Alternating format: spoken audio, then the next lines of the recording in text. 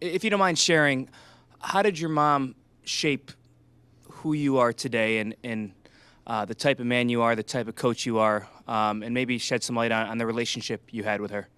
You know, there was a toughness about my mom, the way she grew up. Growing up in the Salinas Valley, where a lot of the families were farm working families that worked on the farms. My grandfather worked on the farms. My grandmother did. And that was something my parents didn't want for my brothers and I. Education became a real foundation of who we are.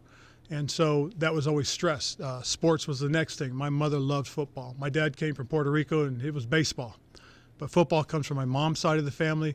I had a couple of uncles that were tremendous football players. My godfather, my Uncle Larry, was all everything. And one of the biggest compliments I got was having an old-timer come up to me and say, "Boy, you played just like your uncle." That meant a lot. One of my other inspirations for football was my Uncle Bob, my mom's youngest brother. He was here last week. Got to see a couple of games, and having that part of the family here that was so instrumental in my development of football, that was important. My mom was very passionate about family.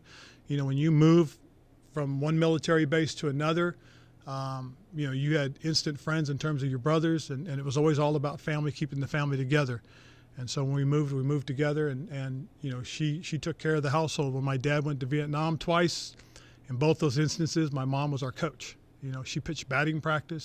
She did tackling drills. I mean, that's what she did. And so if there was an inspiration in my life, more so than admiring who my father was, it was taking from my mom.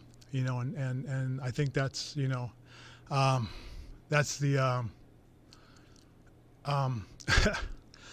that's the hard part.